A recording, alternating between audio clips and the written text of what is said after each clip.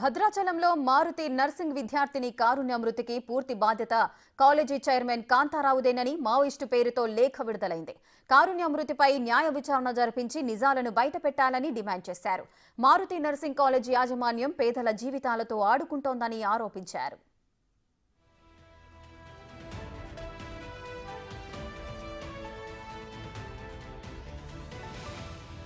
ఈ కాలేజీలో విద్యార్థులు బలవన్మరణాలకు పాల్పడటం కొత్తేమి కాదు. గతంలోనూ పలువురు విద్యార్థులు ఆత్మహత్య చేసుకున్నారు. ఛత్తీస్గఢ్కు చెందిన అమన్, దుమ్మగూడెంకు చెందిన ఓ విద్యార్థిని సెలవులకు ఇంటికి వెళ్లి ఆత్మహత్యకు పాల్పడ్డారు. మహబూబాబాద్కు చెందిన మరో యువతి ఇంటికి వెళ్లి చెట్టుకు ఉరేసుకుని మరణించింది. అయితే వారి ఆత్మహత్యలకు కారణం మాత్రం ఇప్పటికీ తెలియలేదు. చచ్చిపోయిందని చెప్తున్నారు.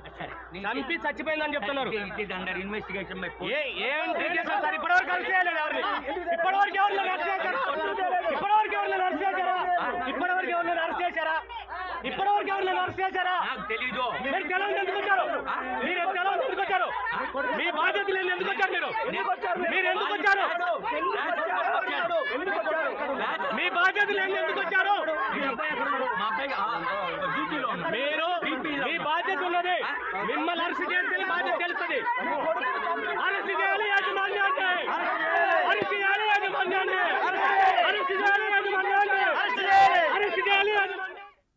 అయితే కాలేజీ యాజమాన్యం పరోక్షంగా విద్యార్థుల చావులకు కారణమవుతోందనే ఆరోపణలు వ్యక్తమవుతున్నాయి. విద్య పేరుతో వ్యాపారం చేస్తున్న యాజమాన్యంపై ఇప్పటి వరకు ఎలాంటి కేసులు లేకపోవడం ఆశ్చర్యాన్ని కలిగిస్తోంది. మావోయిస్టుల లేఖలో ఈ విషయాన్ని పేర్కొన్నారు. నాణ్యమైన విద్య అందించక 180% మంది విద్యార్థులు ఫెయిల్ అవుతున్నారు. స్కాలర్షిప్లు తీసుకుంటూ ఒక్కో విద్యార్థి నుంచి అదనంగా 20 నుంచి 40 వేలు వసూలు చేస్తున్నారని ఆరోపణలొస్తున్నాయి.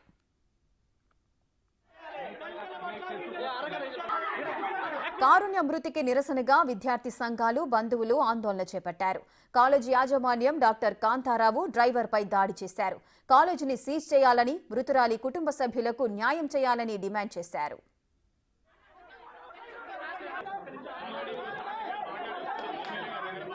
మరింత సమాచారం మా ప్రతినిధి భాస్కర్ అందిస్తారు.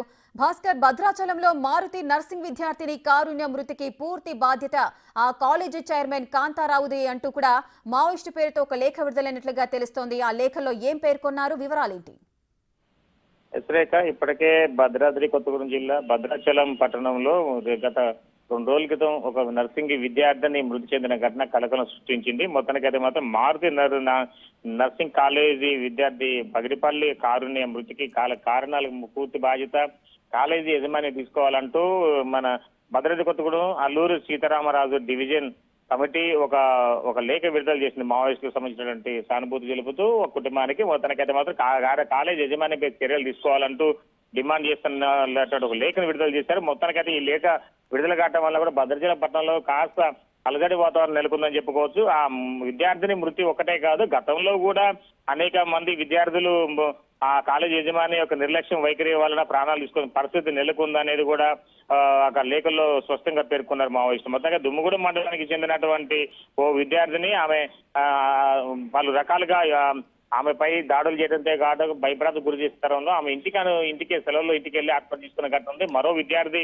మహబూబాద్కు చెందినటువంటి విద్యార్థి కూడా సేమ్ అదే విధంగా ఇంటికి వెళ్ళిన తర్వాత ఆత్మహత్య చేసుకున్న ఘటన ఉంది. మరో విద్యార్థి కూడా అంటే ఇట్లా వరుసగా చూసుకుంటే కనుక ఛత్తీస్గఢ్ రాష్ట్రం చెందినటువంటి ఓ విద్యార్థిని కూడా బీఎస్సీ నర్సింగ్ చేసేందుకు భద్రాచలం మారుతి కాలేజీకి వచ్చారు. అక్కడికి వచ్చిన తర్వాత కూడా ఆమెను కూడా వివిధ రకాల హింసలకు గురి చేస్తూ తీరా ఆమె ఇంటికి వెళ్ళిన తర్వాత వాళ్ళ స్వరాష్ట్రం వెళ్ళిపోయిన తర్వాత అక్కడ కూడా కాలేజీ యజమాని యొక్క ఆగడాలను తట్టుకోలేక ఆమె ఆత్మహత్య చేసుకుందనేది కూడా స్పష్టంగా తెలుస్తుంది. ఆ లేఖలో పేర్కొన్నారు మావోయిస్టులు. అయితే ఇవన్నీ కూడా బయటకు రాకుండా ఉండే విధంగా కాలేజీ యజమాని తొక్కిపట్టింది. ఇన్నాళ్ళు కూడా ఎవరు ఎంతమంది విద్యార్థులు ఆత్మహత్య చేసుకున్నా కానీ కనీసం తమ కళాశాలకు అంటిముట్టినట్టుగా వ్యవహరించారు. కానీ తాజాగా ఈ పగడిపల్లి కారుణ్య మృతి విషయంలో మాత్రం చివరకు మావోయిస్టులు కూడా జోక్యం చేసుకునే పరిస్థితి నెలకొంది. మొత్తానికైతే మాత్రం ఈ నిన్న జరిగినటువంటి ఘటనకు సంబంధించి చూసుకుంటే కళాశాల యజమాని మాత్రం మృతురాల తల్లిదండ్రులతోటి చివరకు ఒక బేరం కుదిరి చేసుకుని ₹1,00,000 వరకు ముట్ట చెప్పేసి మమ అనుకుంటూ చేతులు పిలిపించుకుంది. కానీ దీనిపై పూర్తి బాధ్యత కళాశాల యజమాని తీసుకోవాలనేది మావోయిస్టులు ఒక లేఖ స్పష్టమైన డిమాండ్ చేస్తున్న నేపథ్యం ఉంది. ఈ ఒక్క మృతికే కాదు, గతంలో జరిగినట్టు 4-5 మృతుల సంఘటనకు సంబంధించి వాళ్ళ కుటుంబాలకు కూడా న్యాయం చేయాలి. మరి కొంతమంది కూడా విద్యార్థినిలు ఉన్నారు, ఆ మహిళా విద్యార్థి అంటే అంతా విద్యార్థి బాలికలకు విద్యార్థి కాబట్టి వాళ్ళ కనీసం వసతులు లేవు. కనీసం అక్కడ కళాశాలకు మెయిన్ కాంపౌండ్ కూడా లేకపోవడం తోటి కూడా వాళ్ళంతా ఆందోళన వ్యక్తం చేసిన నేపథ్యం ఉంది. మరోవైపునేమో విద్యార్థిని కూడా టాయిలెట్ కోసమని పైకి కింద ఫ్లోర్ నుంచి సెకండ్ ఫ్లోర్ లోకి వెళ్ళిన నేపథ్యంలో అసలు పోయిన విజువల్స్ ఉన్నాయి కానీ క్లియర్ గా, కానీ బయటకు వచ్చే విజువల్ లేదు. ఈ లోపల ఆమె పైన నుంచి ఒక విగతా జీవిగా పడుతుండటం చూసి మావోయిస్టులు కూడా ఒక లేఖలు స్పష్టంగా పేర్కొన్నారు. అయితే ఈ యొక్క అన్నిటికీ గల కారణం కళాశాల యజమాని కాంతారావు, ఆయన కుమారుడు రామారావే బాధ్యత వహించాల్సి వస్తుంది అనే విధంగా మావోయిస్టులు కూడా వాళ్ళు ఒక డిమాండ్ చేస్తున్న నేపథ్యం ఉంది. అయితే దీనికి సంబంధించి మరోవైపు చూసుకుని ఇది ఒక రకంగా ఉంటే కళాశాల యజమాని అంటే విద్యార్థులకు ఎస్సీ పిల్లలకు ఫ్రీ సీట్ ఇస్తున్నారు, అక్కడ వాళ్ళకి స్టైపాండ్ కూడా వస్తుంది. ఇది కాక అదనంగా ఒక్కొక్క విద్యార్థిని నుంచి కూడా వేలాది రూపాయలు దండుకుంటారు క్లియర్ గా ఇచ్చారు. మరోవైపున కూడా మేనేజ్మెంట్ కోటా కింద 40,000 నుంచి 80,000 వరకు కూడా నగదు వసూలు చేస్తున్నారు, విద్యార్థి నుంచి బలవంతంగా వసూలు చేస్తున్నారు. వివిధ రకాల కేసులు వివిధ రకాలుగా ఫీజుల పేరుతో దోసుకుంటున్నారు. మొత్తానికైతే కళాశాల యజమానిపై చర్యలు తీసుకోవాలి, జరిగినటువంటి ప్రాణ నష్టం జరిగిన వాళ్ళ కుటుంబాలకు న్యాయం చేసే విధంగా కూడా ఆ దిశగా అడుగులు వేయాలి కళాశాల యజమాని అని చెప్తానే ఒక డిమాండ్ ఘాటైన లేఖను విడుదల చేసిన మావోయిస్టులు అని చెప్పుకోవచ్చు. రాధిక, భాస్కర్, అయితే ఈ మావోయిస్టుల లేఖను ఏ విధంగా చూడొచ్చు? నార్మల్గా అయితే ఏదైనా భూ పోరాటాలు లేదు అంటే అమాయకులను ఎవరైనా అధికారులు ఇబ్బందులకు గురి చేస్తున్నారు అంటే ఆ బాధితులు వెళ్ళి మావోయిస్టుల దగ్గరికి వెళ్ళి రిక్వెస్ట్ చేస్తూ ఆ సమస్యను పరిష్కరించండి అంటూ కూడా వేడుకునే సందర్భాలు నెలకొంటాయి. లేదంటే ఏదైనా భూ వివాదానికి సంబంధించి వాళ్ళు ఆ ఇష్యూలో ఇన్వాల్వ్ అయ్యే అవకాశం ఉంటుంది. కానీ కాలేజీకి సంబంధించి ఆత్మహత్యలు జరుగుతున్న ఈ కాలేజీకి సంబంధించిన విషయంలో మావోయిస్టులు లేఖ రాయడము, ఆ లేఖలో ఎక్కువ కాలేజీ యాజమాన్యమే పూర్తి బాధ్యత వహించాలంటూ కూడా ఆ లేఖలో పేర్కొనడాన్ని ఏ విధంగా చూడొచ్చు? వాస్తవానికి అయితే ప్రజా సంబంధించిన పాలన విషయం చూసుకుంటే కనుక ప్రభుత్వాలు కావచ్చు, అధికారులు కావచ్చు, స్థానిక నాయకులు కానీ వాళ్ళ యొక్క వ్యవహార శైలి ఏమన్నా కరెక్ట్ గా లేకపోతే మావోయిస్టుల దగ్గరికి వెళ్ళేసి ఆ ప్రజా పక్షంలోనే వాళ్ళ యొక్క న్యాయమైనటువంటి డిమాండ్ నెరవేర్చుకునే విధంగా ఆ అన్నల సహాయంతో, నక్సలైట్ సహాయంతో ఆ స్థానిక ఏజెన్సీ ప్రాంత ప్రజలు ఉండేది మొన్నటి వరకు కూడా. కానీ ఇటీవల కాలంలో అంటే కొంచెం చైతన్యం పెరిగిన తర్వాత, అంటే జీవనశైలి విధానం మారిన తర్వాత మావోయిస్టులకు కాస్త అంటే ప్రజా సమస్యలపై దృష్టి కేంద్రీకరిస్తూనే మరోవైపున కూడా అధికారుల వైపు కూడా సమస్య పరిష్కరించాల్సిందిగా అంటూ వీళ్ళు మా పేదలు కావచ్చు బాధితులు వెళ్ళి వాళ్ళ సహాయం అడిగిన నేపథ్యం ఉండేది. కానీ ఈ విషయం చూసుకుంటే కనుక ఇది భిన్నంగా ఉందని చెప్పుకోవచ్చు రేఖ. ఎందుకంటే ఈ మొత్తానికైతే అది ఏజెన్సీ ప్రాంతం, అదేవిధంగా కాంతారావు అనే కళాశాల కరస్పాండెంట్ కూడా ఒకప్పుడు వైద్యులు, ఆయన ప్రభుత్వ ఆసుపత్రిలో వైద్యుగా సూపరింటెండెంట్ గా వ్యవహరించిన నేపథ్యం ఉంది. ఇలా ఆయన విధులు నిర్వహిస్తున్న సమయంలోనే ఇక మారుతి నర్సింగ్ మెడికల్ కళాశాలలో అనేక మంది విద్యార్థినులు మృతి చెందారు. కానీ ఈ విషయాలు బయటికి రాక తనకున్న పలుకుబడిని ఉపయోగించి పార్టీలు ఖచ్చితంగా అందరికీ కొంత ప్రలోభాలకు గురి చేశారనేది ప్రధాన ఆరోపణ.